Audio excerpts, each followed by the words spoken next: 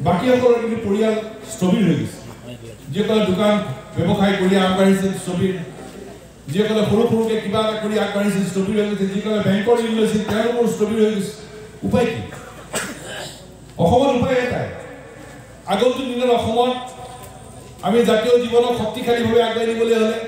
বিভিন্ন জাতি জনজাতি জনগোষ্ঠী ধৰ্মাৱলম্বী লোকেৰে গঠিত খিলঞ্জীয়া মানুহৰ খিলঞ্জীয়াবাদ যদি শক্তিশালীভাৱে আগুৱাই নিবলগীয়া হয় তে অসমত এটা পৰিকল্পিত অৰ্থনৈতিক সংগ্ৰাম লাগিব আমাৰ শৈক্ষিক আৰু বৌদ্ধিক পদক্ষেপ লাগিব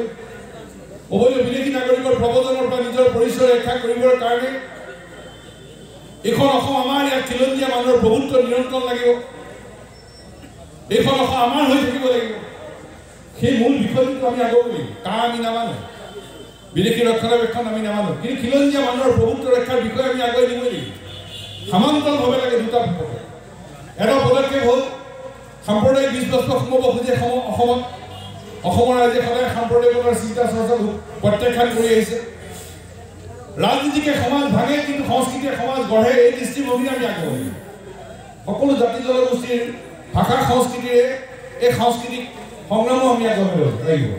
অসমত মৌলবাদীৰ স্থান নাই অবৈধ বাংলাদেশীৰ স্থান নাই সাম্প্ৰদায়িকতাৰ স্থান নাই ইয়াত কেৱল স্থান আছে এটা বিষয় হ'ল খিলঞ্জীয়াবাদ এই স্পষ্ট দৃষ্টিভংগী আমি আগুৱাই যোৱাটো অত্যন্ত প্ৰয়োজন আৰু এটা লাগে আন আমাৰ জাতীয় বিষয়ত সংগ্ৰাম চলি আছে চলিব কিন্তু অৰ্থনৈতিক সংগ্ৰাম এটা আমাক লাগে লক্ষ্য অসমৰ প্ৰতিটো পৰিয়ালৰ জীৱন ধাৰণৰ মানদণ্ড উন্নত কৰাৰ লক্ষ্য প্ৰতিগৰাকী ছাত্ৰ ছাত্ৰী যুৱক যুৱতীয়ে সমাজত মৰ্যাদা সহকাৰে জীয়াই থকাৰ যাতে পথৰ সন্ধান কৰে এতিয়া মূল বিষয় চৰকাৰে কৈছে আমি ঋণ ৰেহাই আমি বেংকৰ ঋণ দেৰিকৈ দিলে হ'ব বেংকৰ ঋণ দেৰিকৈ দিলে হ'ব বুলি ক'লে আমাৰ কি লাভ হ'ব